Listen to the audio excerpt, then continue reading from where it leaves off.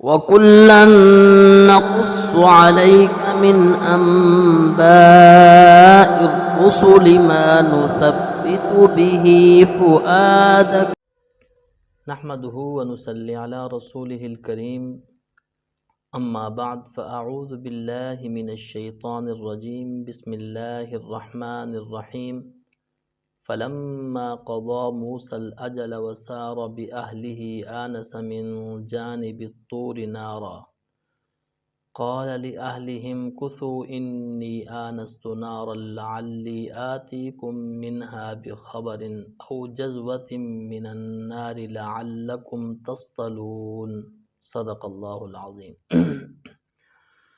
محترم سامعین اکرام، سلسلہ قصص النبیین قدم بقدم میں ایک مرتبہ پھر میں آپ سے مخاطب ہوں۔ گزشتہ نشست میں ہم نے حضرت موسیٰ علیہ السلام کا وہ معاہدہ ذکر کیا تھا جو انہوں نے حضرت شعیب علیہ السلام سے کیا کہ میں آپ کی بکریاں 10 سال تک چراؤں گا۔ تو حضرت موسیٰ علیہ السلام نے 10 سال تک بکریاں چرائیں، اور اس کے بعد حضرت موسیٰ علیہ السلام کو یہ سوچ آئی کہ کافی عرصہ گزر گیا ہے، فرعون وہ قتل بھی بھول گیا ہوگا، کیوں نہ اب مصر چلیں۔ تو حضرت موسیٰ علیہ السلام نے ارادہ فرمایا مصر جانے کا، تو اپنے گھر والوں کو، اپنی بیوی کو ساتھ لیا اور جو بھی سامان تھا وہ بھی ساتھ لیا، اور موسیٰ علیہ السلام وہاں سے چل پڑے، جس کا ذکر اللہ تعالیٰ نے قرآن مجید میں فرمایا فلما قضى موسى الأجل۔ موسیٰ علیہ السلام نے جب اپنی وہ مدت پوری کر لی جو انہوں نے معاہدے میں ذکر کی تھی، وسار بأہلہ، اپنے گھر والوں کو لیا اور لے کر چل پڑے، تو موسیٰ علیہ السلام چلتے چلتے راستہ بھول گئے، صحرائے سینا میں راستہ بھول گئے، اور راستہ بھول کر وہ کوہ طور کی طرف چلے گئے۔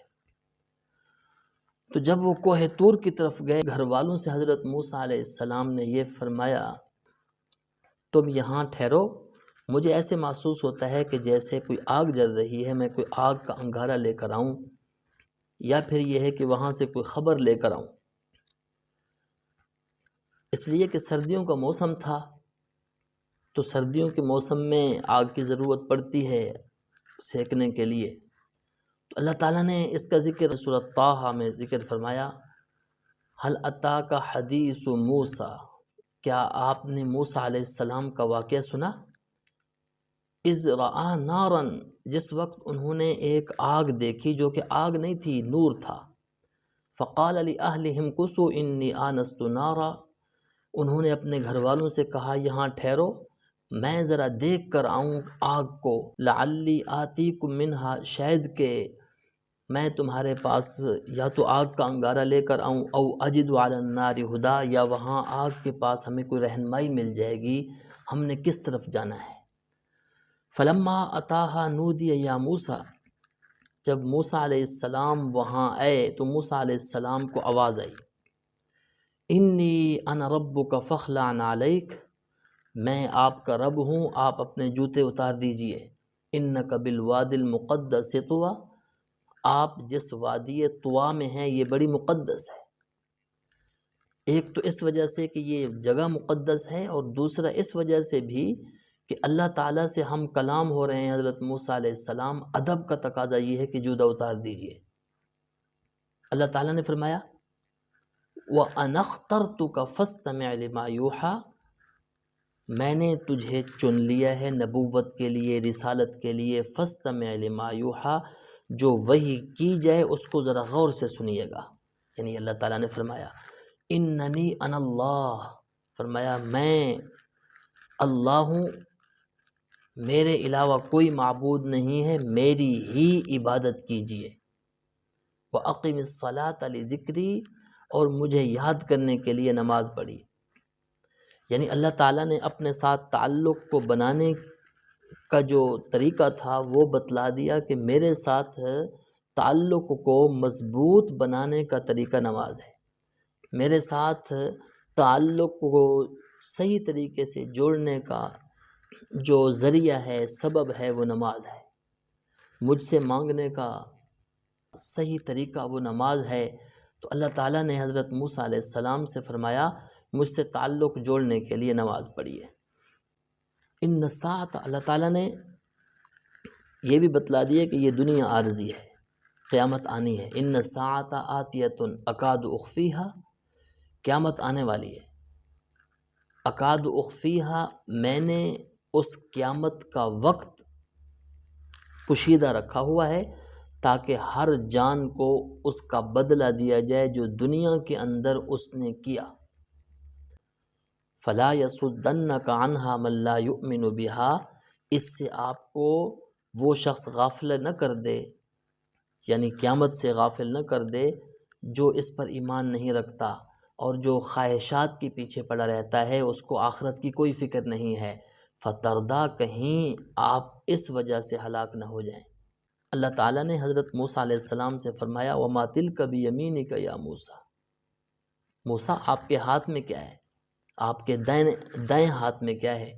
قال ہی عصای، موسیٰ علیہ السلام نے فرمایا کہ یہ میرا عصا ہے، یہ میری لاٹھی ہے۔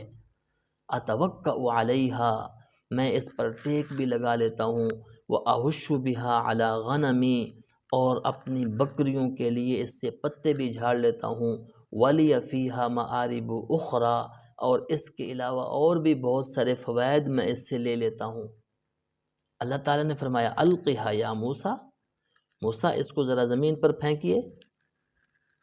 موسیٰ علیہ السلام نے اس لاٹھی کو زمین پر پھینکا، وہ تو ایک سانپ کی شکل اختیار کر گئی جو کہ حرکت کرنے لگی۔ اللہ تعالیٰ نے فرمایا خذھا، اس کو ذرا اٹھائیے، اس کو پکڑیے، ولا تخف، ڈریے مت، سنعیدھا سیرتھا الاولی، ہم اس کو پہلی صورت کے اندر کر دیں گے، یعنی اس کو ہم لاٹھی بنا دیں گے۔ وزم، ایک تو یہ معجزہ عطا فرمایا، دو معجزے اللہ تعالیٰ نے حضرت موسیٰ علیہ السلام کو عطا فرمایا اور نبوت عطا فرمائی۔ نبوت کی دلیل اللہ تعالیٰ نے حضرت موسیٰ علیہ السلام کو دو معجزے عطا فرمائے تاکہ دنیا کو پتہ چلے کہ آپ اللہ کے پیغمبر ہیں۔ اور دوسرا معجزہ وَضْمُمْ يَدَكَ إِلَى جَنَاحِكَ، کہ اپنے ہاتھ کو اپنے بازو میں دیجئے، تخرج بیضاء، جب بازو میں دے کر یہاں بازو میں آ رہا ہے اور ایک دوسری جگہ گربان کے اندر آئے، فی جیبک کا لفظ ہے، تخرج بیضاء، اپنے گربان میں یا اپنے بازو میں دیجئے، تخرج بیضاء، وہ جب باہر نکلے گا تو چمکتا ہوا ہوگا، بغیر کسی بیماری کے، بغیر کسی برص کی بیماری کے یا کسی دوسری بیماری کے۔ لِنُرِيَكَ مِنْ آیَاتِنَا الْكُبْرَى، کہ ہم نے آپ کو بڑی نشانی عطا کر دی ہیں، اب تم نے یہ دو نشانیاں لے کر فرعون کے پاس جانا ہے۔ یعنی اللہ تعالیٰ نے یہاں نبوت عطا فرمائی، نبوت عطا فرمانے کے بعد اللہ تعالیٰ نے فرمایا کہ اب جانا ہے فرعون کے پاس، اب اس سے مقابلہ ہے۔ حضرت موسیٰ علیہ السلام نے اللہ تعالیٰ سے ایک درخواست کی، فرمایا قال رب انی قتلت منہم نفسا فاخاف ان یقتلون، یا اللہ مجھ سے ایک ان کا بندہ قتل ہو گیا تھا، مجھے ڈر ہے کہیں وہ مجھے قتل نہ کر دیں۔ وَأَخِي ہارون، میرا بھائی ہارون، وَأَفْصَحُ مِنِّی، اس کی زبان مجھ سے ذرا زیادہ صاف ہے، اس کو میرے ساتھ بھیج دیجئے بطور معاون کے، رد ان یصدقنی، کہ وہ میری تصدیق کرے گا۔ اللہ تعالیٰ نے حضرت موسیٰ علیہ السلام کی دعا قبول فرمائی۔ حضرت موسیٰ علیہ السلام نے حضرت ہارون کو اپنے سے زیادہ فصیح، زیادہ صاف زبان والا کیوں فرمایا؟ بچپن کے اندر حضرت موسیٰ علیہ السلام نے اپنے منہ میں انگارہ، آگ کا انگارہ لیا تھا، جس کی وجہ سے ان کی زبان میں تھوڑی بہت لکنت تھی، جس کی وجہ سے انہوں نے فرمایا کہ میرے بھائی ہارون کو میرے ساتھ بھیج دیجئے۔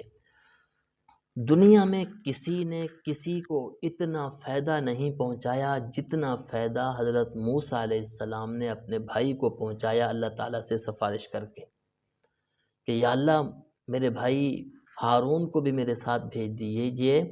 اللہ تعالیٰ نے حضرت ہارون علیہ السلام کو بھی ساتھ بھیجا اور پیغمبر بنا دیا۔ حضرت موسیٰ علیہ السلام کی اس سفارش پر اللہ تعالیٰ نے حضرت ہارون علیہ السلام کو پیغمبر بنا دیا۔ تو یہ حضرت ہارون علیہ السلام کے لیے بہت بڑی سعادت تھی جو حضرت موسیٰ علیہ السلام کی سفارش سے حاصل ہوئی۔ تو حضرت موسیٰ علیہ السلام نے فرمایا کہ اللہ ان کو بھی میرے ساتھ بھیج دیجئے، انی اخاف ان یکذبون، مجھے ڈر ہے کہیں وہ مجھے جھٹلا نہ دیں۔ اللہ تعالیٰ نے فرمایا سنشد عضدک باخیک، ہم آپ کا بازو مضبوط کریں گے آپ کے بھائی کے ذریعے۔ اس سے ایک بات یہ بھی معلوم ہو گئی، بھائی جو ہے وہ ہی اب انسان کی مضبوطی کا سبب بنتا ہے۔ وَنَجْعَلُ لَكُمَا سُلْطَانًا، اور ہم تمہیں ایسا زور عطا فرمائیں گے کہ وہ آپ کے قریب تک نہیں پہنچ سکیں گے۔ اپنی آیات کے ذریعے یعنی دلیل، حجت، یعنی حجت اور دلیل اور معجزات عطا فرمائیں گے۔ اللہ تعالیٰ نے عطا فرمایا انتما ومن اتبعکم الغالبون، تم دونوں اور جو تمہاری اتباع کریں گے وہی غالب ہوں گے۔